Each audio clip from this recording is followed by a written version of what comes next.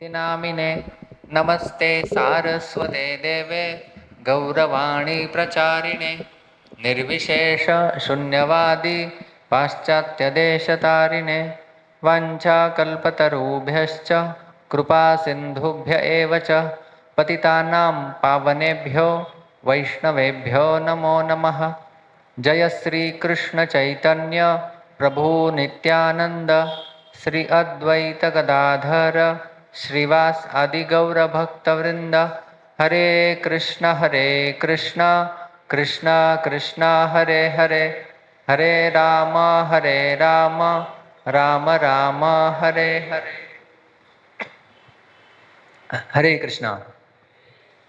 तो कल हमने चर्चा की थी वॉर और पीस, इसको लेके याद है सबको? थोड़ा थोड़ा याद रहेगा। ओके, तो उसकी चर्चा करने के बाद हमारे इस फेस्टिवल का नाम क्या है? परिवर्तन। तो मैंने आज सोचा, कल हमने टॉपिक के ऊपर चर्चा की, आज हम जो है पूरी थीम है उसके ऊपर चर्चा करेंगे, जो थीम का नाम है परिवर्तन। परिवर्तन का अर्थ क्या होता है? चेंज। चेंज नहीं होता है, चेंज का अर्थ बदल होता है। परिवर्तन को अंग्रेजी में कहेंगे ट्रांसफॉर्मेशन, राइट? ट्रांसफॉर्मेशन, परिवर्तन। और परिवर्तन जो है वो अच्छे के लिए होता है, राइट? मेरे अंदर ट्रांसफॉर्मेशन हुआ है, मेरे अंदर परिवर्तन हुआ है। ये हम लोग कब कहते हैं? जब मेरे अंदर कुछ अच्छा बदलाव आया हुआ है, अच्छा ट्रांसफॉर्मेशन आया हुआ है, तब हम ये कह सकते हैं। तो आप में से कितने लोग हैं जो स्वयं के अंदर परिवर्तन चाहते हैं? Wow, everyone is looking for a positive change. Positive change, परिवर्तन। कई बार क्या है ना, थैंक यू, आप लोग प्रामाणिक तरीके से हाथ ऊपर किए। एक बार क्या हुआ, एक ऐसे ही साधु महाराज एक गांव में कथा कहने के लिए गए थे, और साधु महाराज ने प्रश्न पूछ लिया, कितने लोग भगवान के ऊपर विश्वास रखते हैं? तो सब लोगों ने हाथ ऊपर किया। तो साधु महाराज ने कहा, अरे सब लोगों का भगवान के ऊपर यदि विश्वास है तो मेरे बोलने की क्या आवश्यकता है? साधु महाराज चले गए। फिर सब लोग जाके विनती किए, नहीं महाराज जी आप आइए, ऐसा मत कीजिए। तो महाराज को पुनः बुलाया गया। फिर महाराज ने वही प्रश्न पूछा, कितने लोगों का भगवान के ऊपर विश्वास है? तो अभी लोग समझ गए थे। तो आधे तो क्या हुआ, किसी ने हाथ ऊपर नहीं किया। तो किसी ने हाथ ऊपर नहीं किया तो साधु महाराज बोले, सब लोग नास्तिक है, मेरी कथा का क्या फायदा? साधु महाराज चले गए। तो फिर वापस कोई लोग जाके, गांव का मुखिया गया, उनको मनाया और साधु महाराज को वापस लेके आया। और लोगों ने सब अभी कैलकुलेट करके रखा था अभी क्या करने का। तो साधु महाराज ने पुनः प्रश्न पूछा, कितने लोगों का भगवान के ऊपर विश्वास है? अभी आधे लोगों ने हाथ ऊपर किया था और आधे लोगों ने नहीं किया था। तो साधु महाराज ने कहा, जिन लोगों का भगवान के ऊपर विश्वास है, वो लोग, जिन लोगों का भगवान के ऊपर विश्वास नहीं है, उन्हें कन्विंस कर दीजिए, मेरा क्या काम है, मैं चला। साधु महाराज निकल जाते हैं। तो आप सब परिवर्तन करना चाहते हैं स्वयं के अंदर, और लॉन्ग लास्टिंग परिवर्तन हम लोग चर्चा कर रहे हैं। जैसे आप सब लोग दूध पीते हैं, दूध लिए हैं कभी ना कभी। दूध का शेल्फ लाइफ कितना होता है? शेल्फ लाइफ का अर्थ होता है कितने दिन टिकता है दूध, ऐसे कि ऐसा रख दिया जाए तो ज्यादा से ज्यादा 2 दिन टिकेगा, राइट? 2 दिन के बाद दूध खराब हो जाएगा। दूध का परिवर्तन यदि हम लोग करते हैं दही में, दूध से ही दही बनता है, राइट? मम्मी थोड़ा सा, क्या कहते हैं उसे, ट्रांसफॉर्मिंग एजेंट, कल्चर, विरजन डालती है, फिर वो दूध दही में परिवर्तित हो जाता है। वो दही का शेल्फ लाइफ कितना होता है? थोड़ा सा ज्यादा होता है, राइट? दूध से कॉस्टली है दही, दही का शेल्फ लाइफ थोड़ा ज्यादा है, लेकिन फिर भी कुछ समय पश्चात खराब हो जाता है। दही से फिर मंथन करके हम लोग मक्खन निकालते हैं, माखन। तो मक्खन का शेल्फ लाइफ और अधिक होता है और मक्खन और कॉस्टली बिकता है। आप अमूल का मक्खन यदि लेके आएंगे तो कॉस्टली मिलेगा काफी। उसका शेल्फ लाइफ भी ज्यादा होता है, ज्यादा समय तक टिकता है। और लास्ट में मक्खन को भी यदि हम लोग परिवर्तन करते हैं, उसको उबाल के घिसते हैं, रगड़ते हैं, धीरे धीरे वो घी में परिवर्तित हो जाता है, राइट। और घी का शेल्फ लाइफ कितना होता है? आइडियली देखा जाए तो इनडिफिनाइट। कुछ घी ऐसे आते हैं मेडिकेटेड घी, जो घी है वो 10-10 साल तक उसे कुछ नहीं होता, यदि उसमें आप पानी का बूंद नहीं डालेंगे, पानी से दूर रखेंगे तो टिकता है। और ऐसा कहा जाता है जितना पुराना घी उतना अच्छा, और मेडिसिनल प्रॉपर्टीज उसके अंदर बढ़ जाते हैं। और घी सबसे कॉस्टली है। दूध, दूध के ऊपर दही, दही के ऊपर मक्खन, मक्खन के ऊपर घी।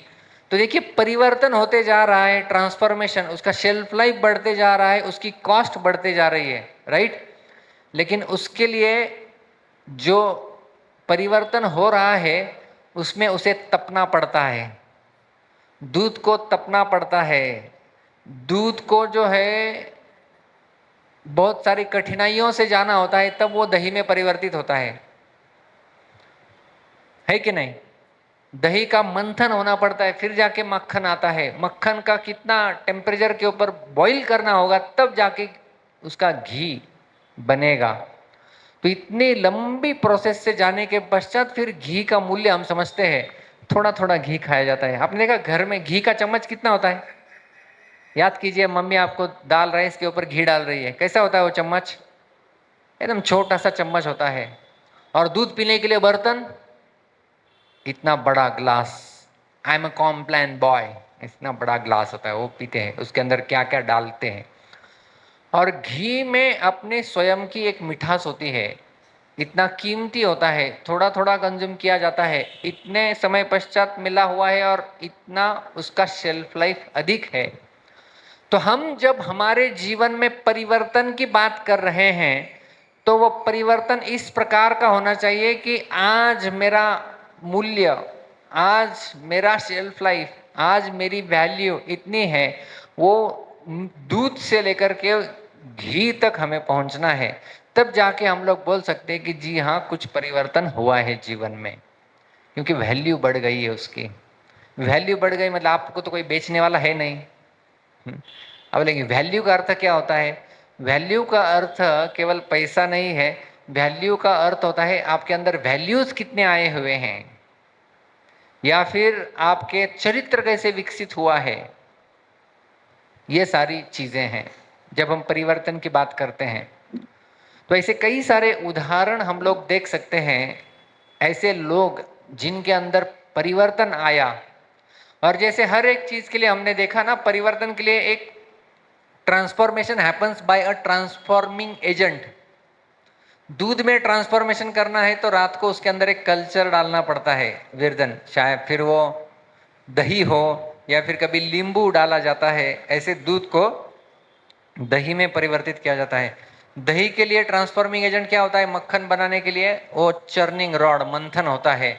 और मक्खन को घी में ट्रांसफॉर्मेशन करने के लिए एजेंट होता है अग्नि, उसको तपाया जाता है। तो for transformation of life we need a transformation agent, right. उसी प्रकार से हम जब जीवन में परिवर्तन की बात आती है, तो आध्यात्मिक संसार में एक ऐसा ट्रांसफॉर्मेशन एजेंट है जो किसी भी गए गुजरे व्यक्ति को बिल्कुल शुद्ध भक्त के स्तर तक लेके जा सकता है। ऐसे एजेंट की एक कथा हम लोग आज सुनने वाले हैं, इस ग्रंथ से, जिस ग्रंथ का नाम है चैतन्य चरितामृत। भगवान श्री चैतन्य महाप्रभु, जो कि स्वयं भगवान श्री कृष्ण अवतरित हुए थे श्रीमती राधा रानी के भाव में, और ये चैतन्य महाप्रभु स्वयं ये कथा सुना रहे हैं सनातन गोस्वामी को। ये कथा है एक ऐसे व्यक्ति की, कभी किसी ने सोचा नहीं था ऐसे व्यक्ति के जीवन में परिवर्तन आ सकता है, किसी ने सोचा नहीं था। लेकिन क्या हुआ उनके जीवन में? कौन ये व्यक्ति था? क्या आप ये कथा सुनने के लिए उत्सुक हैं? तो ये कथा सुनते हैं। ये चैतन्य चरितामृत का मध्य लीला है, और मध्य लीला का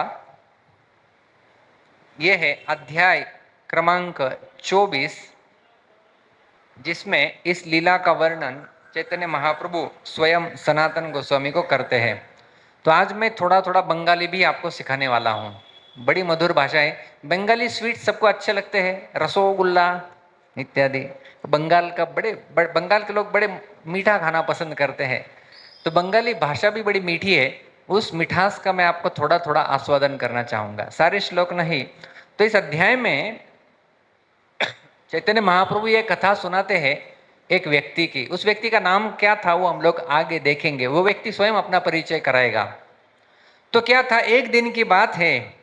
एक दिन श्री नारद देखी नारायण, त्रिवेणी स्नाने प्रयाग कोरिला गमन। थोड़ा थोड़ा समझ में भी आएगा आपको जब मैं उसका अनुवाद करूंगा। एक दिन क्या है, एक दिन की बात है। वंस अपॉन अ टाइम, हम लोग ऐसी स्टोरी शुरू करते हैं तो इसी प्रकार से स्टोरी की प्रारंभ हो रहा है। एक दिन क्या है, श्री नारद देखी नारायण। कौन? नारद मुनि। नारद मुनि क्या कर रहे हैं? देखी नारायण, भगवान नारायण का दर्शन किया और त्रिवेणी स्नाने प्रयागे कोरिला गमन, प्रयाग में त्रिवेणी स्नान के लिए जा रहे थे, गमन कर रहे थे। तो जा रहे हैं और क्या जंगल के मार्ग से जा रहे हैं। वनपथे देखे मृग आछे भूमे पड़ी, बाण विद्ध भग्न पाद करे धड़ पड़ी। उन्होंने एक विचित्र दृश्य देखा। जंगल से जा रहे थे, क्या देखा उन्होंने? वनपथे देखे मृग, एक हिरण को उन्होंने देखा। और वो जो हिरण था, क्या हो रहा था हिरण के साथ? बाण विद्ध भग्न पाद, किसी ने उसके पैर के ऊपर बाण मार दिया था और वो धड़पड़ करते हुए गिरा हुआ था जमीन के ऊपर। अभी नारद मुनि जा रहे रास्ते से, तुरंत उन्होंने दूसरी ओर से एक चिल्लाहट सुनी। आरकत दूरे एक देखे न शूकर, तैछे विद्ध भग्न पाद करे धड़पड़। आगे जाके उन्होंने एक सुअर को देखा। सेम स्थिति, सुअर के भी पैर के ऊपर बाण मारा हुआ है, सुअर भी धड़पड़ कर रहा है, अभी मर भी नहीं रहा है और जीवन जीना भी उसका मुश्किल हो गया है। और दूर देखते हैं, ऐसे एक शशक देखे आरकत दूरे, जीवेर दुख देखी नारद व्याकुल अंतरे। ऐसे एक खरगोश, खरगोश को तड़पते हुए देखा, उसके भी पैर में भग्न है, तड़फड़ कर रहा है। और जब इनको तड़फड़ करते हुए नारद मुनि देखते हैं तो क्या हो रहा है, नारद मुनि के हृदय को बताते हैं, जीवेर दुख देखी। उनका जब दुख देखते हैं नारद मुनि तो क्या हो रहा है, नारद व्याकुल अंतरे, उनके अंदर व्याकुलता बढ़ने लगी। अरे मैं इनकी कैसे मदद करूं। यह होता है एक भक्त का लक्षण। जब वह दूसरों के दुख को देखता है तब वह अपने आप के अंदर व्याकुलता का अनुभव करता है। अरे मैं कैसे इस व्यक्ति को या इस पशु को मैं मदद करूं, क्या इन्हें करना चाहिए ताकि इनका दुख दूर हो। हमारा उल्टा होता है ना, दूसरे को देख, दूसरे का यदि दुख देखते हैं, मजा आ रहा है, अभी मुझे ऐसा बोल रहा था तू।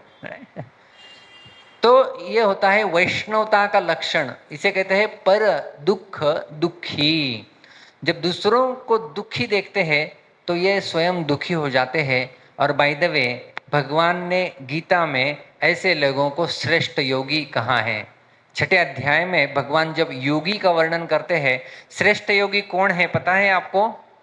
श्रेष्ठ योगी वह व्यक्ति है जो आत्मौपम्येन सर्वत्र समं पश्यति अर्जुन, सुखम वा यदि वा दुखम स योगी परमो मतः। He is the top most योगी।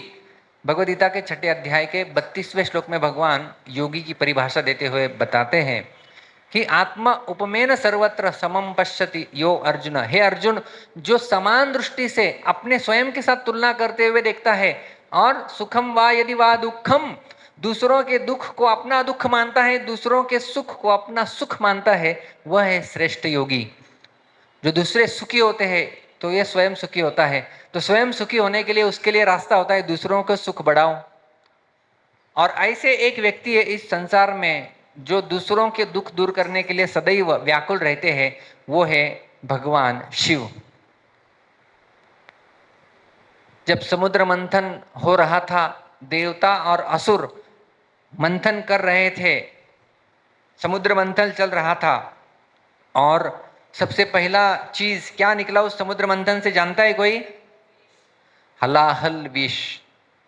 वो विष जब निकलता है, अभी ये विष कौन ग्रहण करेगा? तो विष किसने ग्रहण किया था जानते हैं कोई?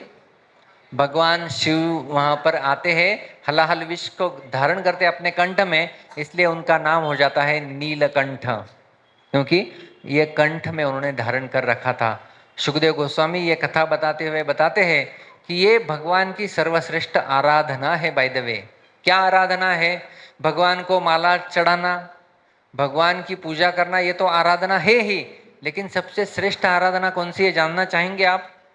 तप्यन्ते लोकतापेन साधव प्रायशो जनाः परम आराधनम तद्धि पुरुषस्य अखिलात्मनः। परम आराधना, वो टॉप मोस्ट आराधना है। क्या?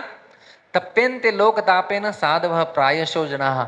जब दूसरों का दुख देखा जाता है तब व्यक्ति उसे सहन नहीं कर पाता, इसे कहते हैं सबसे बड़ा वैष्णव। इसलिए शिवजी की गणना की जाती है वैष्णवानाम यथा शंभु, सबसे टॉप मोस्ट वैष्णव है, क्योंकि दूसरे का दुख नहीं देख सकते। यही इसी प्रकार से नारद भी सबसे बड़े वैष्णव है। 12 महाजनों की जब लिस्ट बनाई जाती है उसमें नाम आता है नारद मुनि का। ऐसे नारद मुनि जब उन्होंने देखा ये प्राणी यहाँ पर धड़पड़ कर रहे हैं, किसी ने बाण मार दिया है, अभी क्या किया जाए, व्याकुल हो रहे थे। अभी देखते हैं ऐसे हालात में किसने डाला हुआ है। तुरंत जब देखते हैं तो क्या दिखाई देता है? कत दूरे देखे व्याध वृक्षे ओत हैया मृग मारी बारे आछे बाण छड़ैया। उन्होंने देखा वृक्ष के पीछे एक शिकारी खड़ा है और शिकारी अभी बाण बिल्कुल निशाना लगा ही रहा है, तैयार है। ऐसे तैयार अवस्था में नारद मुनि ने देखा वृक्ष के पीछे छिपा हुआ, वह व्याध का अर्थ होता है शिकारी, और महाभयंकर था। नारद जी ने क्या देखा? श्यामवर्ण रक्त नेत्र महाभयंकर धनुर्बाण हस्ते ये न यमदंड धर। कैसा है? श्याम वर्ण, बिल्कुल काला कलूटा, काले रंग का है, और नेत्र कैसे है? रक्त नेत्र, लाल लाल आंखें, महाभयंकर रूप, धनुष पकड़ा हुआ है, मानो जैसे यमराज का दंड उसने धारण किया हुआ है। इस प्रकार से महाभयंकर रूप उसका दिखाई दे रहा है। और नारद मुनि अभी उनकी हिम्मत देखिए कि शिकारी के पास जाते हैं, एक पैर रखते हुए। पथ छाड़ी नारद तार निकटे चलिल। पथ छाड़ी, अपना पथ छोड़कर नारद मुनि तारे निकट चलिल, उसके निकट जाने लगे। नारद देखी मृग सब पलाइया गेला। और उधर शिकारी जो तीर लेके रखा था किसी मृग के ऊपर, जैसे नारद मुनि को आके देखा सारे मृग भाग गए। नारद मुनि भाग गए, अभी शिकारी के शिकार हाथ से चले गए तो वो थोड़ा गुस्सा हो गया। पहले से आंखें लाल थी। क्रुद्ध हैया व्याध तारे गाली दी तेचाए नारद प्रभावे मुखे गाली ना ही आए। अभी ये क्रुद्ध हैया, क्रोध आ गया उसके अंदर। मेरे सारे पशु कैसे चले गए? कल हमने देखा था हमारे अंदर 6 शत्रु होते हैं। क्रोध याद है आपको? काम क्रोध, क्रोध 2 नंबर का शत्रु किसके अंदर आ गया? उस शिकारी, उस व्याध के अंदर क्रोध आ गया। और क्रोध में वो क्या करना चाहता था? गाली दी तेचाए, गाली देना चाहता था। एक कमीने ऐसा बोला, ऐसा गुस्से में बोल रहा था, लेकिन नारद प्रभाव मुख है गाली ना ही आए। लेकिन नारद जी का प्रभाव ऐसा था, नारद जी को उन्होंने देखा तो ये शिकारी कुछ बोलना चाहता था लेकिन मुख से गाली नहीं आ रही थी उसके। तो ये नारद जी का प्रभाव था। ये भगवान के भक्तों का प्रभाव होता है। जब भगवान के भक्त उनके संपर्क में, उनके सानिध्य में हम लोग होते हैं, तब बुरा काम करने की इच्छा नहीं होती है। उसी प्रकार से जब हम कोई बड़े हमारे सानिध्य में होते हैं, बुरा काम करने की इच्छा नहीं होते हैं। Do you agree? होते है कि नहीं? मम्मी पापा के सामने किसी को गाली दे सकते हैं? मम्मी पापा के सामने सिगार पी सकते हैं? नहीं कर सकते। तो गलत काम हम लोग बड़ों के सामने नहीं कर सकते। तो लेकिन कई बार ऐसा होता है बड़ों के पीछे किए जाते हैं, राइट? बड़ों के पीछे यही तो काम सब लोग करते हैं, कोई देख नहीं रहा है ना, चलो चलो चलो चलो, इस प्रकार से। तो यदि उस परिस्थिति में अपने आप को बचाना है तो क्या करना चाहिए? एकदम बढ़िया टेक्निक है। इस टेक्निक को सदैव याद रखने का, जो व्यक्ति मेरा आइडियल है, भले वो पेरेंट्स हो, आपके गुरुवर्ग हो, आपका कोई रोल मॉडल हो, कोई नहीं तो भगवान, ऐसा समझ लेना चाहिए कि मानो वो मेरे साथ खड़े हैं और मुझे देख रहे हैं। क्या मैं फिर ये बुरी हरकत करूंगा यदि वो मेरे साथ मेरे सामने खड़े हैं तो? नहीं, कभी बुरी हरकतें नहीं करेंगे हम लोग जब हम इस चेतना में होते हैं।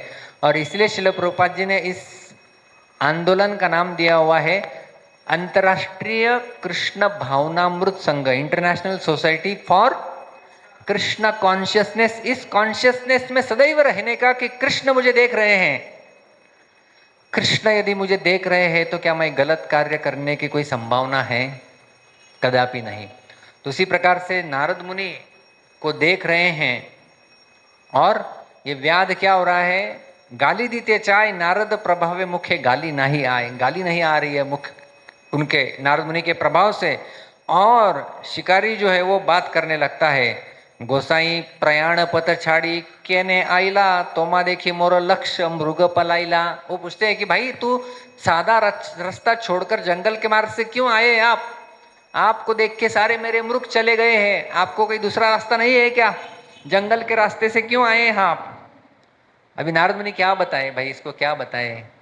नारद कोहे, नारद मुनि सेड क्या कहें, पथ भूली आईला छ पूछी थे, मैं मार्ग भूल गया हूं, पूछते पूछते आया भाई, मार्ग बताओ प्रयाग जाना है, मार्ग बताओ प्रयाग जाना है। मने एक संशय है तहा खंडाई, लेकिन मैं यहाँ पे देखा तो मेरे मन में एक संशय आया है, उस संशय का आप खंडन कीजिए। मेरे मन में संशय आया है। और क्या बोलते हैं नारद मुनि? नारद मुनि का संशय क्या है? पथे ये शुकर मृग जानी तोमार होय, व्याध कहे ये कह सहित निश्चय। नारद ने कहा कि ये जो सारे शुकर खरगोश मृग ये जो रास्ते में यहाँ पर पड़े हुए हैं, ये बिल्ली जो चिल्ला रही है, तो नारद मुनि कहते ये सब आपके हैं? तो वो शिकारी व्याध कहता है जी हाँ, आपने सही पहचाना, ये सब जो है वो मेरे हैं। तो नारद मुनि क्या पूछते हैं? नारद कहे यदि जीवे मार तुम्ही बाण अर्ध मार कर के न नाला ओ प्राण। भाई नारद मुनि कहते हैं कि ये तुम्हारे यदि है तो मैं देख रहा हूं कि तुमने उसे बाण मारा हुआ है, तुम इन्हें आधा आधा अधूरा क्यों मारा हुआ है? ऐसा आधा अधूरा कैसे मारते हो तुम? व्याध कहे सुन गोसाई, गोसाई का अर्थ समझते हैं? गोसाई यानी प्रभु या हे महान साधु। तो व्याध शिकारी कहता है हे महान साधु सुनो, मृगारी मोर नाम, अपना नाम बताता है पहले, क्या है उसका नाम? मृग अरी। अरी का अर्थ होता है शत्रु और मृग का अर्थ होता है प्राणी या हिरण। तो मृग अरी यानी प्राणियों का शत्रु हूं मैं। भगवान कृष्ण का एक नाम है मुरारी, मुर नाम के असुर का उन्होंने वध किया था, इसलिए मुरारी। तो ये हो गया मृग अरी, मृगारी। ये मृग का शत्रु था, शिकारी था, व्याध था, ये मारा करता था। और वो उसने अभी नाम बताया, अभी अपना काम बता रहा है। पितर शिक्षते आम्ही करियाचे काम, मृगारी मोर नाम। क्या कहते हैं? मेरे पिता ने मुझे सिखाया हुआ है ये पंछियों को, पशुओं को कैसे मारना। और अर्धमार जीव यदि धड़पड़ करे तबे त आनंद मोर बाढ़े अंतरे। ये है महान व्यक्ति और लहान व्यक्ति की चेतना का अंतर। अर्धमार जीव यदि धड़पड़ करे, जब मैं उन्हें आधा अधूरा मारता हूं और वो धड़पड़ करते हैं, तबे तो आनंद मोर बाढ़े अंतरे, तब मुझे बहुत आनंद आता है। कौन बोल रहा है? मृगारी बोल रहा है। तो देखिए नारद मुनि को हमने देखा, नारद मुनि ने क्या देखा? जब वो धड़पड़ कर रहे थे तो नारद मुनि हो या व्याकुल अंतरे, उनके अंदर व्याकुलता बढ़ गई थी, दूसरों का दुख सहन नहीं कर पा रहे थे। यह है दैवी प्रकृति। और यहाँ पर है मृगारी, जो अर्ध मार कर जब धड़पड़ करते हुए प्राणियों को देखता है, तबे तो आनंद मोर बाढ़ अंतरे, मेरे अंदर का आनंद बढ़ता है। इसे कहते हैं आसुरी प्रवृत्ति। तो मित्रों, हमारे जीवन में हमें सदैव दैवी प्रकृति का पक्ष लेना चाहिए, न कि आसुरी प्रकृति का और आसुरी प्रवृत्ति का। दैवी प्रवृत्ति होती है जब दूसरों का दुख दिखे तो उन्हें मदद करके उनके दुख को कैसे दूर करे, ये विचार होना चाहिए। और आसुरी प्रवृत्ति होती है, जब दूसरों को दुखी देखते हैं तब आनंद बढ़ता है। ये मृगारी का क्लब हो गया। तो हमें नारद मुनि का क्लब ज्वाइन करना है कि मृगारी का क्लब ज्वाइन करना है? नारद मुनि का क्लब ज्वाइन करना है, नारद मुनि का क्लब ज्वाइन करना है। तो ये उसने अपना काम बताया, आधा मारता हूं तो बड़ा मुझे जो है वो आनंद होता है। अभी नारद मुनि कहते हैं, नारद कहे एक वस्तु मांगी तो मार स्थाने, मैं तुमसे एक वस्तु मांगता हूं। नारद मुनि कहते हैं मुझे एक चीज दे दो। और व्याध बोलता है चलो मुझसे आज कोई कुछ मांग रहा है। व्याध कहे मृगादि लह यही तो मार मने, कौन सा भी मृग लेके जाओ जो चाहिए वो, ऐसा व्याध भी, उसके बाद जो होगा वही तो देगा। तो व्याध शिकारी मृगारी क्या बोलता है, जो चाहिए वो लेके जाओ, कौन सा मृग चाहिए वो लेके जाओ। और इतना ही नहीं, मृग छाल चाह यदि आई से मोर घरे, मेरे घर आओ, मेरे घर में बड़े मृग चर्म रखे हुए हैं वो भी मैं आपको दूंगा। अरे मृग चर्म की क्या बात है, यही चाह तहा दिब मृग व्याघ्रांबरे, मैं तुम्हें व्याघ्र का चर्म भी दे सकता हूँ। तो ऐसा शिकारी था जिसने पहले कई सारे मृग मारे हुए थे, उनके हिरणों के चमड़े रखे हुए थे, व्याघ्र चर्म भी रखे हुए थे। आप मेरे घर चलो, मैं आपको जो चाहिए वो दे सकता हूँ, चलो। भी देखिए ऐसा शिकारी है। हम लोग बोलते हैं, घर लोगों को बुलाते हैं, आओ थोड़ा चाय पान करो, ये बुलाता है, बोलता है क्या कौन से मृग का चर्म चाहिए बोलो, व्याघ्र का चाहिए कि हिरण का चाहिए, जो चाहिए वो मैं तुम्हें दे सकता हूँ। ऐसे ये मृगारी कहता है। नारद मुनि कहते हैं, नारद कहे या आमी किछु नहीं चाही। नारद कहते कि भाई मुझे इसमें से कुछ नहीं चाहिए, मैं तो एक साधु हूं, मुझे क्या तू ये देगा, ये मृग का चर्म लेके व्याघ्र का चर्म लेके मैं क्या करूं। अरे एक दान आमी मागी तो मां ठाई, मैं दूसरा एक दान चाहता हूं तुमसे। अभी नारद मुनि कहते हैं मुझे ये सब नहीं चाहिए, मुझे दूसरा दान चाहिए। तो वो शिकारी थोड़ा कंफ्यूज होके देखता है, भाई इनको क्या चाहिए फिर, और मैं पैसे तो दे नहीं सकता, तो क्या क्या मांग क्या रहे हैं। नारद क्या कहते हैं, काली हाइते तुम्ही यही मृगादि मारीबा, प्रथमे ही मारीबा अर्ध मारना करीबा। नारद मुनि बड़ा विपरीत दान मांगते हैं। नारद मुनि कहते हैं भाई मैं तुमसे याचना करता हूं कि कल से, काली हाइते कल से तुम इन प्राणियों को आधा अधूरा मत मारा करो, पूरा मारा करो। कैसे मारा करो, पूरा मारा करो। तो शिकारी कंफ्यूज हो जाता है ना, अभी तक किसी ने मुझे ऐसा नहीं बोला। और कल्पना कीजिए आप में से कोई यदि ऐसा देखेगा तो आधा मार रहा है, उसको बोलते हैं क्या वरदान मांग रहे नारद मुनि, उनको पूरा मारो। क्यों पूरा मारने के लिए कहते हैं, व्याध कहे किबा दान मागिला आ मारे अर्ध मारी ले किबा है तहा कह मोरे। शिकारी ने उत्तर दिया, महाशय आप ऐसा क्या मांग रहे हैं, अभी आधे मरे हुए पशुओं में क्या बुराई है, आप ऐसा मुझे क्यों बता रहे हैं पूरा मारने के लिए। नारद मुनि क्या कहते हैं, नारद कहे अर्ध मारी ले जीव पाय व्यथा, जीवे दुख दीते च तोमार यही ऐछे अवस्था। तुम जीव को आधा अधूरा मार रहा है, ऐसे तुम्हारी भी अवस्था ऐसे ही होगी, तुम्हारी भी अवस्था ऐसी होगी आगे चल के। इसलिए हम दूसरों के साथ जैसा व्यवहार करते हैं वही व्यवहार हमारे साथ भविष्य में होता है। न्यूटन्स थर्ड लॉ, कौन बता सकता है Newton's third law? Yes, thank you. Every action has equal and opposite reaction, ये है न्यूटन्स लॉ इन फिजिक्स। लेकिन वही न्यूटन्स लॉ हमारे कर्म सिद्धांत में भी लागू होता है। वो क्या है, टू एवरी एक्शन, जो भी हम लोग क्रिया करते हैं उसकी इक्वल एंड अपोजिट प्रतिक्रिया हमें आने वाली है। तो यदि हम लोग नॉन वेजिटेरियन फूड खा रहे हैं किसी प्राणियों को मार के, तो कल्पना कर लेना चाहिए कि भविष्य में हमें भी कोई इसी प्रकार से मार के खाने वाला है। इसलिए जो पुराने जमाने में लोग मारते थे ना प्राणियों को, उसके कान में एक मंत्र बोलना होता था उनको, माम सह, माम सह। पता है ये मंत्र क्या होता है? वो मंत्र होता था कि आज मैं तुम्हें मार रहा हूं, भविष्य में तू भी मुझे इसी प्रकार से मार, इसकी मैं तुम्हें अनुमति दे रहा हूं, ऐसा। और उसका अर्थ होता है, मतलब वो जो मारने वाला था उसे स्वयं मारना होता था, और वो पर्टिकुलर दिन मारना होता था। और जब ऐसा मंत्र बोलता रहेगा कि मैं तुझे मार रहा हूँ, तू भी मुझे भविष्य में मार, तो वो उसे पता चलेगा कि यार मैं मेरा भविष्य पूरा खराब कर रहा हूँ, नरक की ओर जा रहा हूँ, तो मैंने ये सब नहीं करना चाहिए, वो छोड़ देता था। और वही मंत्र एक शब्द में परिवर्तित हो गया है, जिसे हम लोग कहते हैं मांस। माम सह बन जाता है मांस, मांस, और लोग बन जाते हैं मांस खाने वाले।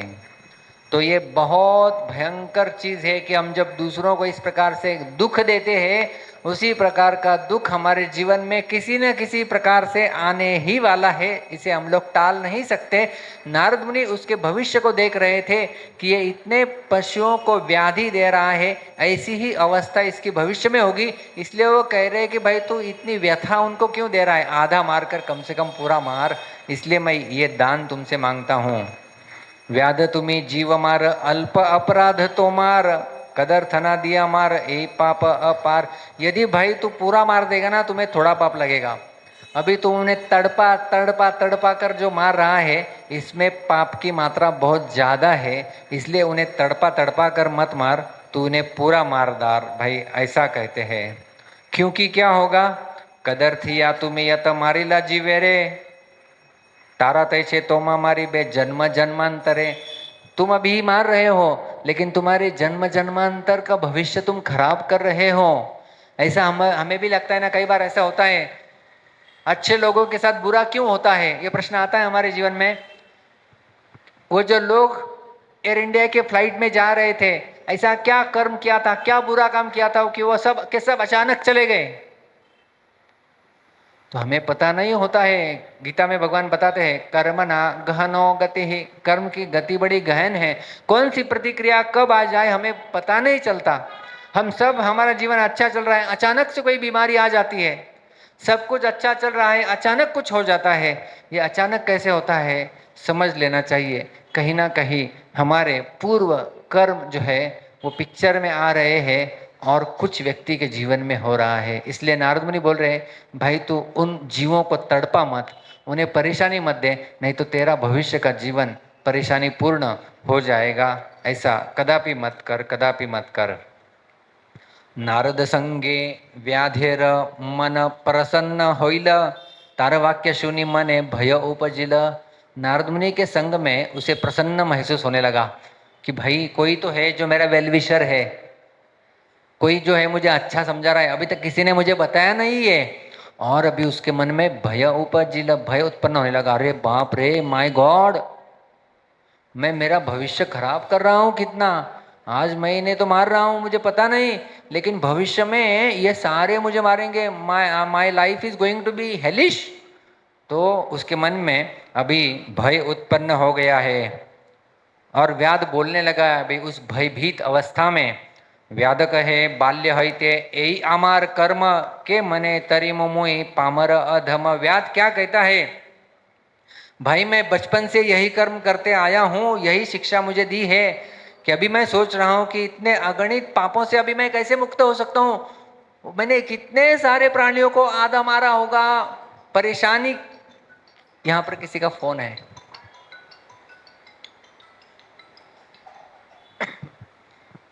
तो नारद मुनि पूछ रहे, ये व्याध पूछ रहा है कि भाई मैंने इतने सारे कर्म अभी किए हुए, इतने प्राणियों को मारा है, उसकी प्रतिक्रिया से मैं कैसे बचूं? What should I do now? अभी मैं क्या करूं? ये प्रश्न उसके मन में। और वो क्या प्रश्न पूछता है, नारद मुनि ने एक चीज मांगी थी उससे, अभी वो नारद मुनि से क्या मांग रहा है, ए पाप या मोर के मने उपाय, निस्तार कर मोरे पड़े तो मार पाए। ए पाप याय मोर के मने उपाय, इस पाप का क्षालन करने के लिए कुछ उपाय है? और निस्तार कर मोरे, मुझे उपाय बताइए। पड़े तो मार पाए, मैं तुम्हारे चरणों में गिरकर उपाय पूछ रहा हूं। आप देख रहे उसके जीवन में थोड़ा ट्रांसफॉर्मेशन हो गया है। किसके कारण? किसके कारण ट्रांसफॉर्मेशन हुआ है? नारद मुनि के थोड़े से उपदेश सुने, उसके कारण उसके मन में अभी थोड़ा ट्रांसफॉर्मेशन आया। कम से कम इतना तो ट्रांसफॉर्मेशन आ गया है अभी तक कि वो अभी मानने लगा है कि ये सब जो है वो कर्म पाप कर्म है, और ये कर्म से छूटने का अभी मुझे उपाय चाहिए। तो पहले उपाय मांग रहे हैं कि मुझे उपाय बताइए जिससे मैं ये भयंकर पाप से मैं बच सकता हूँ। इसी प्रकार से जब हम भी किसी साधुओं के संग में आते हैं, हमने भी जैसे इस मृगारी ने प्रश्न पूछा है उसी प्रकार से हमने भी भगवान के भक्तों के सामने यह प्रश्न रखने चाहिए कि आप बताइए कि मैं कैसे इस संसार से तर सकता हूँ, इसका मुझे उपाय बताइए। पढ़ी तो मार पाए, उनके चरण पकड़ने चाहिए और उपाय पूछना चाहिए, जैसा मृगारी नारद मुनि से पूछ रहे हैं। नारद कहे यदि धर आमार वचन तबे से करीते पारी तोमार मोचन। नारद मुनि कहते भाई मेरे पास उपाय है, I have the solution to your problem. यदि तू मेरे वचनों का पालन करेगा तो मैं तुम्हें सारे प्रकार के पापों से मुक्त कर सकता हूं, ये गारंटी। मेरे पास उपाय है, मेरे वचन जो है वो तुम्हें पकड़ने होंगे, उनका पालन करना है। व्याध उत्सुक हो गया, अरे सॉल्यूशन है इनके पास। व्याध कहे यही कह सही तो करीब। व्याध कहता है भाई आप जो बोलेंगे मैं वो करूंगा, सब कुछ करने के लिए तैयार हूं। अभी देखिए ना, इतना पाप किया हुआ है, इतने मेरी अगले जन्म में प्रतिक्रियाएं मिलने वाली है, कौन नहीं चाहेगा उपाय। व्याध बड़ा उत्साही हो गया और कहे कि tell me the solution please. Narad मुनि कहते हैं कि मैं बोलूंगा वो करो तो खत्म, तुम्हारे पास सारे पाप डिलीट। और सादे डिलीट नहीं, कंट्रोल अल्टर डिलीट। समझते हैं कंप्यूटर की भाषा, मतलब ऐसे डिलीट की वापस आएंगे ही नहीं। हम लोग सादा डिलीट मारते हैं तो डस्टबिन क्या रिसाइकल बिन के अंदर पड़े रहते हैं, वो रिसाइकल बिन से भी डिलीट हो जाएंगे। ऐसा कंट्रोल अल्टर डिलीट का मेरा सॉल्यूशन है। तो व्याध कहे यही कह सही, आप जो बोलेंगे मैं वो करने के लिए तैयार हूं। नारद मुनि पहला उपदेश क्या देते हैं पता है? नारद कहे धनुक भांग तबे थे कहिब, पहले तुम्हारा धनुष्य तोड़ दो फिर मैं बोलूंगा। जिस धनुष्य के कारण तुम्हारे ये पाप हो रहे हैं, पहले कह रहे कि वो धनुष्य को तोड़ो फिर जाके मैं आगे बोलूंगा। अभी ये बड़ी भयंकर बात थी उस व्यक्ति के लिए। भाई आप मुझे बता रहे हैं कुछ, मैं उपाय बताऊंगा, पहले मेरा धनुष्य तोड़ने की बात कर रहे हैं ना। आप किसी साधु के पास जाओ और कहो कि भाई मेरी एग्जाम अच्छी जाए, कुछ उपाय बताओ। साधु कहता है पहले तुम्हारा पेन फेंक दो। अरे पेन फेंकेंगे तो लिखेंगे कैसे भाई? वही प्रश्न व्याध के मन में आया, भाई मेरी उपजीविका चल रही है, बरसों से मैं यही करते आ रहा हूं, धनुष तोड़ने की बात कर रहे हैं। व्याध कहे धनुक भंगिले वर्तिब के मने, नारद कहे आमियान न दीब प्रतिदिने। व्याध कहते भाई मैं ये धनुष यदि तोड़ दूंगा तो क्या हो जाएगा, मेरा जीवन यापन कैसे चलेगा, उधर निर्वाह कैसे होगा? मैं प्राणियों को मारता हूँ, उनके चर्म निकालता हूँ, उसे बेचता हूँ, तब मेरा घर चलता है। इनको यदि नहीं मारूंगा तो मेरा घर कैसे चलेगा? नारद मुनि बोलते चिंता नहीं, इस्कॉन का खिचड़ी उपक्रम है, हर रोज खिचड़ी बेचते जाऊंगा तुझे मैं, है ना। आप सब लोग को प्रसाद अच्छा लग रहा है कार्यक्रम का? जोर से बोलो, मुझे पता है आपको भूख लगी होगी लेकिन ये जो प्रसाद है, इस प्रसाद की बड़ी महिमा है। स्टीव जॉब्स जानते हैं सब लोग? स्टीव जॉब्स एप्पल के सीईओ, एप्पल के फाउंडर, वो अपने एक इंटरव्यू में बताते थे जब वो अपना एप्पल का प्रोडक्ट लॉन्च कर रहे थे, कुछ उनके पास उपजीविका का साधन नहीं था, एक बार बहुत गरीब थे। वो बताए कि मैं कुछ किलोमीटर दूर जाता था और वो हरे कृष्णा वालों की खिचड़ी खाता था, इसलिए मैं आज इस पद पर हूं।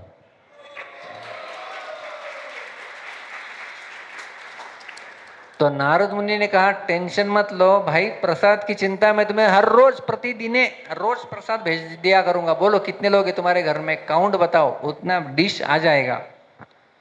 तो प्रतिदिन मैं भेजा करूंगा। और फिर व्याध ने तुरंत बात सुन ली। धनुक भंगी व्याध तारे चरणे पड़ीला, तारे उठाया नारद उपदेश कैला। धनुष तुरंत वहीं पे तोड़ दिया व्याध ने। व्याध का नाम क्या है? मृगारी।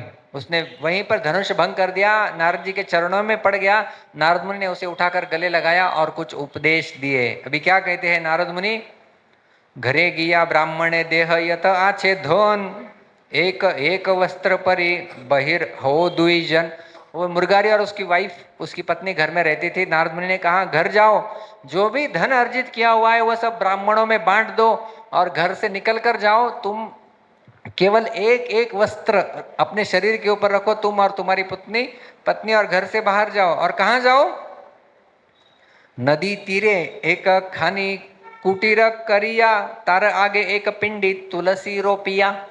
क्या करो? एक कुटिया बनाओ, कुटिया बना के उस कुटिया के नदी के तट पर जाओ, एक कुटिया बनाओ, कुटिया के सामने एक तुलसी का रोप लगाओ। तुलसी बड़ी पवित्र करने वाली है। तुलसी परिक्रमा कर तुलसी सेवन, निरंतर कृष्ण नाम करिह कीर्तन। तो उन्होंने एक दो उपाय बताए। क्या कहा? तुलसी को रोज तुलसी की सेवा करो, तुलसी की परिक्रमा करो। क्या करो? तुलसी की परिक्रमा। हर रोज तुलसी की परिक्रमा करनी चाहिए। मैं आपको वचन देता हूं मित्रों, यदि आप भी अपने जीवन में तुलसी की 3 प्रदक्षिणा हर रोज करने लगेंगे तो आपके सारे पाप क्षय हो जाएंगे। ये तुलसी के अंदर क्षमता, इसलिए घरों घरों में तुलसी वृंदावन होता था, राइट? आप देखते हैं तुलसी को जल देना, तुलसी को धूप दीप दिखाना, तुलसी की आरती करना, तुलसी को प्रदक्षिणा करना, ये बड़ा पवित्र माना जाता है। यानी कानी च पापानि ब्रह्म हत्यादिकानि च तानि तानि प्रणक्षन्ति प्रदक्षिणा पदे पदे। जब ब्रह्म एक एक पद हम लोग जो प्रदक्षिणा में कर रहे हैं, एक एक पद में ब्रह्म हत्या जैसे पातक वैसे पापों का क्षालन हो जाता है। यह तुलसी महारानी के अंदर क्षमता है। इसलिए यदि आप भी स्वयं के पाप यदि दूर करना चाहते हैं तो 2 उपायों में एक उपाय है, तुलसी की सेवा करना प्रारंभ कर दो। हर रोज तुलसी को थोड़ा जल देना है, तुलसी की प्रदक्षिणा करनी है। इस प्रकार से आप शुरू करो। बहुत कठिन उपाय है। कठिन उपाय लगता है? जी नहीं, बिल्कुल कठिन नहीं है। कितना खर्चा आएगा? 0, कुछ खर्चा नहीं आएगा। तुलसी का पैदा कहाँ पर भी आपके घर पे ऑलरेडी होगा। नहीं है तो 10 रुपए का लेके आ जाओ, कुंडी में स्थापित कर दो, जल देने का, प्रदक्षिणा करने का, आगे बढ़ने का। तो नारद मुनि ने उपाय बताया, तुलसी परिक्रमा कर तुलसी सेवन, तुलसी की सेवा करो, तुलसी की प्रदक्षिणा करो, परिक्रमा करो और निरंतर कृष्ण नाम करिह कीर्तन। भगवान कृष्ण के नाम का निरंतर जप करो। कौन सा नाम है हम लोग लेते हैं? जो हरे कृष्णा कृष्णा कृष्णा हरे हरे, हरे राम राम राम हरे हरे। हम लोग परिवर्तन के एजेंट्स की चर्चा कर रहे हैं। याद है हमने देखा था दूध का परिवर्तन दही में, दही का मक्खन में, मक्खन का परिवर्तन घी में। उसी प्रकार से अब ये व्याध के अंदर परिवर्तन आ रहा है। सबसे पहला है नारद मुनि का संग, दूसरा है नारद मुनि के द्वारा दिए हुए उपदेश। तुलसी की सेवा प्रदक्षिणा करो और भगवान के नाम का कीर्तन करो, ये बताया। और नारद मुनि कहते तेरा उपजीविका की चिंता मत कर, आमी तुम्हारे बहु अन्न पाठाई मुदिने, सही अन्न लबेयत खाओ दुई जने। तुम्हें जितना चाहिए उतना फूड फॉर लाइफ, पूरा हम लोग फूड बेचते रहेंगे, तुम दोनों का गुजारा उससे ही हो जाएगा, कोई चिंता करने की आवश्यकता नहीं है। तबे से ही मृगादिति ने नारद सुस्थ कैला, सुस्त हैया मृगादिति ने धाइया पलाइला। जब वो चर्चा हो गई, अभी नारद मुनि पीछे मुड़ते हैं, वो जो मृग, जो खरगोश और जो शुकर थे अर्धमार करने वाले, नारद मुनि ने उनकी ओर देखा और देखते ही उनके जो शरीर वे व्याधि थी वो व्याधि चली गई और वो भागकर चले गए। और जैसे ही व्याध ने देखा, देखिल व्याधेरे मने होइल चमत्कार, घरे गेला व्याध गुरु के कोरी नमस्कार। तो जैसे उन्होंने चमत्कार देखा, अरे क्या नारद मुनि है भाई, इतना चमत्कारी व्यक्ति है कि मृग को पुनः जिंदा करके उन्होंने भगा दिया है। तो वो अभी नमस्कार करते हैं और अपने घर पर चले जाते हैं।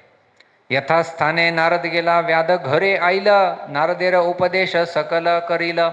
व्याध घर आया, मुर्गारी अभी घर आया हुआ है और घर में आकर उन्होंने क्या किया है? नारद मुनि ने जैसा बताया था वैसे ही किया है। जीवन में सफलता प्राप्त करने का ये सर्वश्रेष्ठ तरीका है। जैसे भगवान के भक्त हमें कुछ बताते हैं, उनका यथारूप पालन हमारे जीवन में होना चाहिए। और वे सदैव हमारा हित ही करने वाले होते हैं। और अभी ये घर, जैसे नारद जी ने कहा था वैसे किया, मतलब क्या किया, घर पे गया, सारे धनराशि ब्राह्मणों में बांट दी, वह और अपनी पत्नी को लेकर नदी के तट पे एक कुटिया बनाई, तुलसी का रोपण किया, वहां पर तुलसी प्रदक्षिणा करता था, हर रोज भगवान के नाम का कीर्तन करता था। ऐसे उसका गुजारा चलने लगा। अभी न्यूज फैल गई गांव में, सबके व्हाट्सएप ग्रुप में आने लगा। क्या आ रहा है व्हाट्सएप पे, ग्रामे ध्वनि होइल व्याध वैष्णव होइल, ग्रामेर लोक सब अन्न आनीते लागिल। गांव में चर्चा हो गई, सबके व्हाट्सएप मैसेज यही आ रहे हैं, क्या हो गया, व्याध वैष्णव होइल, ये व्याध मुर्गारी अभी वैष्णव हो गया है, और सारे लोग फिर अभी उसे भोजन देने के लिए जाते हैं। चलो भाई, वैष्णव, महान वैष्णव का दर्शन करने के लिए सब लोग जा रहे हैं, और जाते जाते कुछ लेके तो जाना चाहिए, तो क्या लेके जा रहे हैं, भोजन लेके जा रहे हैं। अभी उसके पास भोजन आता है, एक दिन अन्न आने 10-20 जने, दिने ततलय यत खाए दुई जने। लोग 10-20 लोग आते थे और 10-20 लोगों का भोजन लेके आते थे। और ये कितने लोग थे, 2 जन थे, हस्बैंड वाइफ, तो लोग उतना ही खाना लेते थे। और बाकी उनके पास इतना भोजन आने लगा कि ये अभी दूसरों का भोजन बांटने लगे। फूड फॉर लाइफ, मुर्गारी and company, food for life चालू हो गया। जो लोग आते थे वो लोग तो लेके आते थे, लेकिन यहाँ पर मुर्गारी ने अभी क्या कर दिया, इतना कौन खाएगा भाई, 2 लोगों के लिए पर्याप्त था, उससे अधिक प्राप्त हो रहा था। इसलिए व्याध ने क्या किया, उसका चैरिटी शुरू किया, दान देने लगा, अभी सबको बांटने लगा, इतना बांटने लगा कि पूछो मत। अभी एक दिन की बात है, उसका जीवन परिवर्तित हो गया है। वो अभी दूसरों को मारता था, अभी दूसरों का दुख दूर करने के लिए प्रयत्नशील है। अभी जो भोजन उसके पास आ रहा है उसे वो दूसरों में बांट रहा है। एक दिन ऐसे ही नारद मुनि पुनः अपने एक मित्र जिनका नाम था पर्वत मुनि, नारद मुनि पर्वत मुनि के साथ जा रहे थे। नारद मुनि क्या कहते हैं, एक दिन, once upon a time again, Narad कहे शुनः पर्वते। नारद मुनि अपने मित्र को कहते हैं, क्या है मित्र का नाम, पर्वत मुनि। नारद मुनि के मित्र है पर्वत मुनि। पर्वत मुनि को क्या कहते हैं, हमारे एक शिष्य अच्छे चलह देखिते, भाई मेरा एक शिष्य यहाँ पर है नदी के तट पर, चलो जाके मिलके आते हैं। भुसावल में रेलवे स्टेशन के नजदीक मेरा एक मित्र रहता है, चलो जाके मिलके आते हैं। तो ऐसे नारद मुनि कहे कि मेरा एक शिष्य नदी के तट पर रहता है, पर्वत मुनि चलो देखते हैं। और नारद दोनों आ जाते हैं। अभी तबे दुई ऋषि आईला से व्याध स्थाने, दूर है ते व्याध पाइल गुरुर दर्शने। नारद मुनि और पर्वत मुनि दोनों आ रहे थे व्याध के नजदीक। व्याध ने दूर से देखा, अरे नारद मुनि आ रहे, यही इन्होंने तो मेरे जीवन में परिवर्तन लाया है। दूर से ही उन्होंने दर्शन किया और अभी भागते हुए जाने वाले हैं गुरु को मिलने के लिए। आस्ते व्यस्ते धैया आसे पथ न ही पाए, पथेर पिपलिका इति उति धरे पाए। अभी वो भाग रहा था, मुर्गारी भागते भागते जाने वाला था, लेकिन क्या हो रहा था, वो देख रहा था कि रास्ते के अंदर चींटियां हैं, वो चींटी मेरे पैर के नीचे आके मरे नहीं, इसलिए छलांग लगाता था, एक पैर यहाँ पर दूसरा पैर यहाँ पर, इस प्रकार से वो जो है वो बचा रहा था। दंडवत स्थाने पिपली कारे देखिया, वस्त्रे स्थान झाड़ी पड़े दंडवत हैया। अभी गुरु आते हैं तो दंडवत करते हैं ना, सबके सामने गुरु को तो दंडवत करना चाहिए। तो उसने देखा अभी दंडवत करना है, गुरु यहाँ पर खड़े हैं, यहाँ पर मुर्गारी है, अभी आया है दंडवत करना है, तो क्या कर रहे थे वो, अपना एक वस्त्र निकाला, यहाँ पर पहले झाड़ू लगाया और फिर दंडवत कर रहे थे। क्यों झाड़ू लगाया, पिपली कारे देखिया, क्योंकि वहां पर बहुत सारी चींटियां थी, तो चींटियां बाहर हटाकर वहां पर दंडवत कर रहा था। नारद कहे, अभी नारद मुनि क्या कहते देखते ये, नारद कहे व्याध ए ना होयो आश्चर्य, हरि भक्ते हिंसा शून्य होय साधु वर्य। नारद कहते कि भगवान के भक्तों का यह स्वभाव होता है जो कभी हिंसा नहीं चाहते। वो चींटी को भी बचाना चाहता था। कल्पना कीजिए कितना परिवर्तन आया हुआ है इस मृगारी में। जो अर्धमार जीव यदि धड़पड़ करे तबे तो आनंद मोर बाड़े अंतरे। जब प्राणियों को आधा अधूरा मारता था तब उसके हृदय में आनंद बढ़ता था। अभी वो चींटियों को भी मारना नहीं चाह रहा है, ये उसके जीवन में परिवर्तन आ रहा है। ये भगवान की भक्ति की विशेषता है। जो भी कोई इस प्रकार से भगवान के भक्ति में लग जाता है उसके जीवन में ऐसा परिवर्तन अवश्य होता है। फिर उसने क्या किया, उसने बड़े अच्छे से स्वागत किया। जल आनी भक्ति दोहार पाद प्रक्षालीला सही जल स्त्री पुरुष शिरे लगाईला। उन्होंने वो क्या किया, दोनों के चरण धोए, वो जल से अपने सिर के ऊपर डाल दिया। ये साधुओं का स्वागत करने का तरीका होता था। और कंप पुलकाश्रुहाइला कृष्ण नाम गाइया, ऊर्ध्व बाहु नृत्य करे वस्त्र उड़ाइया। और क्या कर रहा था वो, क्या हो रहा था, उसके इतना परिवर्तन आया उसके जीवन में, अश्रु प्रवाहित हो रहे थे आंखों से, रोमांच पुलकित हो रहा था। और ऊर्ध्व बाहु नृत्य करे, हाथ ऊपर कर डांस कर रहा था। और इतना ही नहीं, कड़े वस्त्र उड़ाइया, उस तो वस्त्र था उसके हाथ में, उसको घुमा घुमा कर जोर जोर से कृष्ण का कीर्तन करते हुए उनके सामने ही नाच रहा है। ये उसके जीवन में परिवर्तन हो गया। देखिए, व्याधेर प्रेम पर्वत महामुनि, नारदेर कहे तुम्ही हवो स्पर्शमणि। पर्वत मुनि बोल रहे नारद मुनि को देख के, भाई क्या कमाल कर दिया है तूने, ये शिकारी था, तुम तो एक स्पर्शमणि हो। स्पर्शमणि समझते हैं, पर स्पर्शमणि, स्पर्शमणि कहते हैं पारस मणि को। वो ऐसा मणि होता है, पारसमणि एक ऐसा मणि है, ऐसा हमने सुन रखा है, शास्त्रों में भी इसका वर्णन आता है कि जो किसी वस्तु को स्पर्श कर देता है तो वह वस्तु सोने की हो जाती है। जब लोहे को स्पर्श करता है पारसमणि तो वह वस्तु क्या हो जाती है, सोने की हो जाती है। तो पर्वत मुनि कहते हैं नारद मुनि से कि भाई आपका इतना प्रभाव है, आपके स्पर्श के कारण क्या हो गया है, यह मृगारी था, अभी इसके अंदर इतना परिवर्तन आया हुआ है, परिवर्तन आया हुआ है, और वो अभी इतना महान वैष्णव हो गया है। और फिर नारद मुनि पूछते हैं मृगारी को, भाई एवरीथिंग इज ओके, सब कुछ ठीक चल रहा है क्या तुम्हारा? नारद कहे वैष्णव तुम्हारा अन्न किचु आए। व्याध कहे यार पठाओ से ही दिया, या आपको भाई अन्न फूड बीड सब मिल रहा है कि नहीं? तो वो कहते हैं नारद मुनि को कि भाई आप जितना भेजते हैं बहुत हो जाता है, इतना मत भेजा कीजिए। इतने लोग लेके आते हैं, मैं खुद दूसरों को इन्हें जो है वो बांटने लगता हूं। एत अन्न न पाठाओ किचु कार्य नहीं, इतना मत भेजा करो, इतना नहीं आवश्यक है मुझे। सबे दुई जनार योग्य भक्ष्य मात्र चाहिए, हम 2 लोग खा सके इतना हमें आवश्यक है। और नारद कहे ऐसे रह तुम ही भाग्यवान, नारद मुनि ने आशीर्वाद दिया तुम ऐसे ही भाग्यवान बने रहो। एत बलि दुई जन होइला अंतर्धान, ऐसा बोलकर दोनों जन जो है वो नारद मुनि और पर्वत मुनि वहां से चले जाते हैं, होय अंतर्धान। और यहाँ पर यह कथा समाप्त हो जाती है।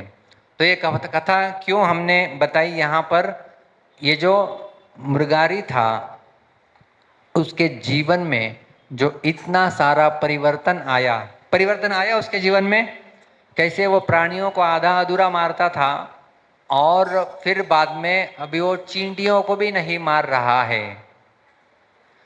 क्या किया था मृगारी के जीवन में, परिवर्तन क्यों आया था, एक एक कौन बताएगा? परिवर्तन क्यों आया था?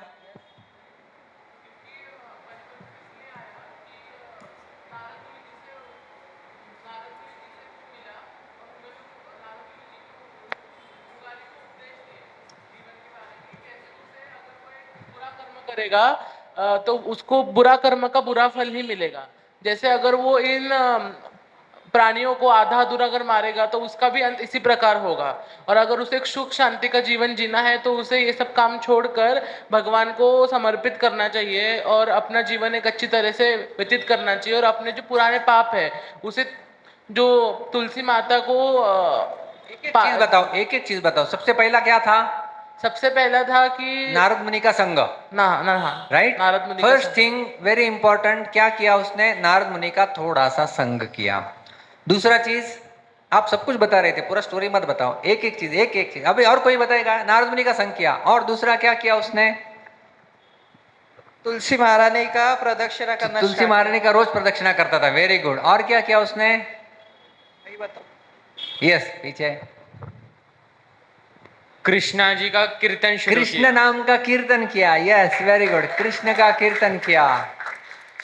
तो ये तीन चीजें मेनली थी। नारद मुनि का संग था, दूसरा मेन था कि नारद मुनि के उपदेशों का यथारूप पालन था, जैसा बताया वैसे किया। उसमें ये दो चीजें, तुलसी महारानी की सेवा, तुलसी को जल प्रदक्षिणा इत्यादि, और भगवान के नाम का कीर्तन, यही जो है वो बहुत लोगों ने किया हुआ है और उनके जीवन में भी कई सारा ट्रांसफॉर्मेशन, परिवर्तन आया हुआ है। एक बार एक व्यक्ति थे, हम इस्कॉन में ग्रंथों का वितरण करते हैं, पुस्तक वितरण, हम लोग पुस्तकों को बेचते हैं। यहाँ पर तो टेबल के ऊपर रखी गई है, हम लोग बाहर जाके भी बेचते हैं, रेलवे स्टेशन में, चलो किताब लो, बहुत अच्छा किताब है भगवत गीता यहाँ पे रखी हुई है, क्या आप लेना चाहेंगे? तो ऐसे हम लोग गीताओं को बांटते हैं। तो एक बार एक भक्त शिल प्रभुपाद जी के शिष्य एक व्यक्ति को भगवत गीता दे रहे थे। उस व्यक्ति ने उनको झिड़कारा, जाओ तुम कमीने को, कुछ भी करते हो, नहीं चाहिए तुम्हारी गीता। और ये भक्त भी गुस्सा हो गए, अरे तेरा जीवन सफल होने वाला, इससे लेता ही कि नहीं गीता, तो ऐसा चिल्लाया। और वो दूसरा व्यक्ति उनको बोलने लगा, हाँ देखा, तू अपने आप को भक्त बोलता है, देख कितना गुस्सा किया, देख कितना गुस्सा आ रहा है तुझे, देख ये हमारे अंदर के शत्रु है, गुस्से के ऊपर तूने अभी तक नियंत्रण नहीं प्राप्त किया है। अभी वो भक्त बोलता है, मैं 5 साल से हरे कृष्ण मंत्र का जप कर रहा हूं, कीर्तन कर रहा हूं, प्रसाद खा रहा हूं, ग्रंथों को पढ़ रहा हूं, इसलिए तू बच गया। यदि मैं 5 साल पहले मिलता था तू, तो तेरा यहीं पे खात्मा हो जाता था, नो क्वेश्चंस आस्क्ड। तो तुझे मैं मार देता था, आज मैं केवल बोल के छोड़ रहा हूं, तो तेरा नसीब समझ। उसने सीधा भगवत गीता ले लिया और भाग गया वहां से। तो कहने का तात्पर्य है कि जब हम भगवान के भक्तों के संग में आ जाते हैं तो हमारा परिवर्तन की शुरुआत वहीं से हो जाती है।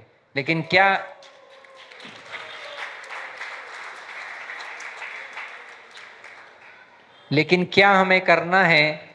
जो साधु है वो जो उपदेश देंगे उनका पालन करना है, तब जाके परिवर्तन आएगा। नहीं तो केवल साधुओं के संग में रहेंगे उससे परिवर्तन नहीं आने वाला है। आपके पास जेब में 10,000 रुपए है और थोड़ा शेयर मार्केट आप घूम के आते हैं, जेब के अंदर के पैसे बढ़ेंगे? आज कौन वार है? शनिवार है, आज घूम के आ गए, अगले सप्ताह तक हर रोज 1 घंटा शेयर मार्केट में घूम के आते हैं, जेब के अंदर के पैसे बढ़ेंगे? नहीं बढ़ेंगे। कब बढ़ेंगे? कब बढ़ेंगे? जब इन्वेस्ट करेंगे तब जाके बढ़ेंगे। उसी प्रकार से केवल भक्तों के संग में हाय हेलो मिल के चले आएंगे तो परिवर्तन नहीं होगा। जब वो जो उपदेश दे रहे हैं उन उपदेशों का जब पालन होगा, जब इन्वेस्टमेंट की जाएगी, तब जाके परिवर्तन की इन्वेस्टमेंट में वृद्धि होगी और हमारे जीवन में ट्रांसफॉर्मेशन, पॉजिटिव परिवर्तन आ सकता है। और ऐसे कई सारे लोग हैं। एक मृगारी की हमने यहाँ से केवल कथा सुनी, ऐसे हजारों लाखों लोग हैं जिनके जीवन में परिवर्तन आया हुआ है। ये टाइम टेस्टेड मेथड है। हम लोग डॉक्टर के पास जाते हैं, राइट? कौन से डॉक्टर के पास जाते हैं? जिसने कुछ रिजल्ट दिखाया है, राइट? क्लासेस लगाते हैं, क्लास कौन सा लगाते हैं भाई? जिन्होंने कुछ रिजल्ट दिखा हुआ है। मैं जैसे ही कल रेलवे स्टेशन पे उतरा था, वहां पर मैंने कई सारे बोर्ड्स देखे, bill boards, this person placed in AI AIIMS, ये एम्स में गया, ये IIT में गया, वो क्लास की ऐड चल रही है, ये व्यक्ति। तो रिजल्ट देख के लोग, अरे भाई इतना रिजल्ट अच्छा है इनका, मुझे वहां पर एडमिशन लेना चाहिए, राइट? Do you agree? इस प्रकार से हम लोग डॉक्टर के पास वैसे जाते हैं, क्लास में उसी प्रकार से जाते हैं। उसी प्रकार से फलेन परिचयेत। जिन लोगों ने भगवत गीता को अपने जीवन में स्थान दिया है, जिन लोगों ने गुरु के उपदेशों का यथारूप पालन किया हुआ है, टेस्टिमोनियल्स, उनके जीवन में जब हम परिवर्तन देखते हैं तो हमें भी उस प्रकार से परिवर्तन की आकांक्षा उत्पन्न हो जाती है और हमें भी उसी प्रकार से जो उन्होंने किया वो भी हम भी यदि करेंगे तो हमारे भी जीवन में परिवर्तन आना प्रारंभ हो जाता है। तो इसलिए हम जो ये परिवर्तन सेशंस ले रहे हैं, इन सेशंस में हमारे अंदर इस प्रकार का एक परिवर्तन आना अपेक्षित है। तो यहाँ पे क्या हो रहा है? हमने दूध के अंदर विरजन डाल दिया है, जो आगे चल के दही में परिवर्तित होगा। फिर वापस नेक्स्ट डे आप आएंगे, दही का मंथन करेंगे तो मक्खन में परिवर्तन होगा, और धीरे धीरे वही मक्खन घी में परिवर्तित होकर आपकी वैल्यू बढ़ जाएगी। वो वैल्यू कहाँ पर बढ़ रही है? इन साधारण लोगों के सामने नहीं भाई, हम हमारी वैल्यू बढ़ाना चाहते हैं पूर्ण पुरुषोत्तम भगवान श्री कृष्ण के नजरों में।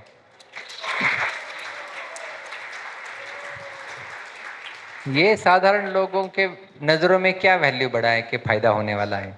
उल्टा हमारी वैल्यू बढ़ेगी तो ये लोग द्वेष करेंगे उतना। हमारे हितैषी है भगवान श्री कृष्ण, और हम उन्हें सब कुछ हमारे मानते भी है।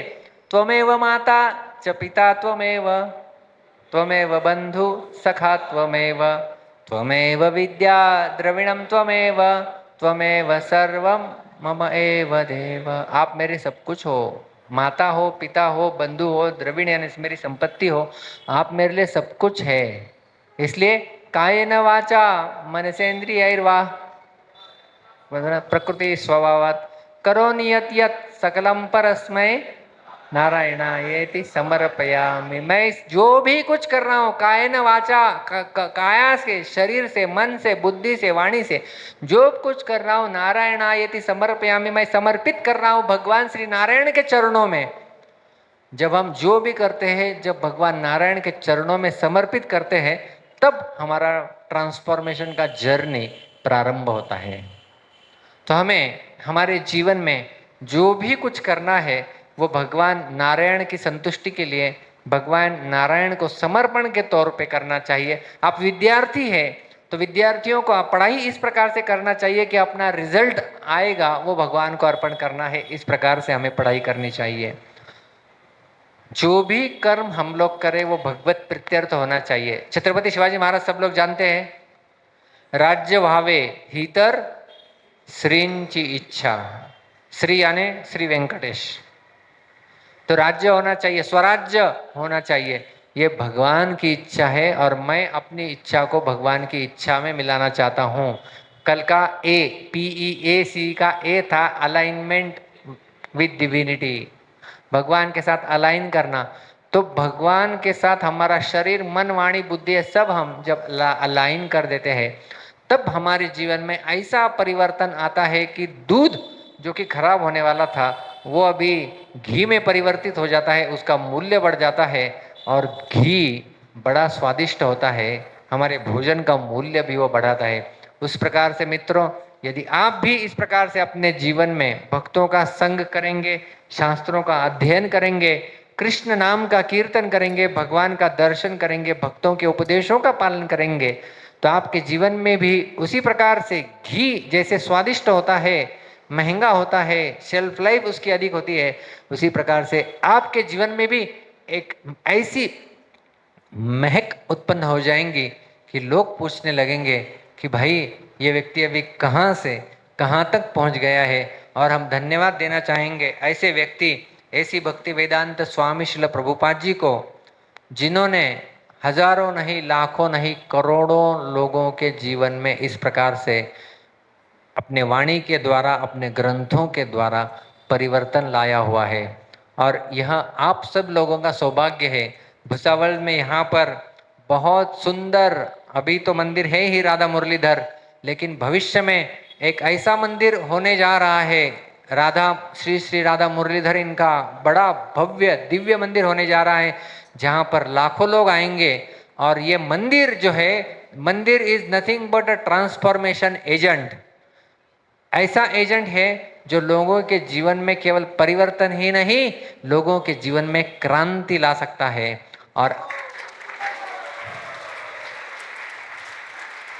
तो इसलिए हम सब लोगों का यह सौभाग्य है, श्रील प्रभुपाद जी की कृपा से हमें ये सब मंदिर और भगवान के भक्त मिले हुए हैं, हमें उनका लाभ लेना चाहिए और हमारे जीवन को सफल बनाना चाहिए। बहुत बहुत धन्यवाद। हरे कृष्णा।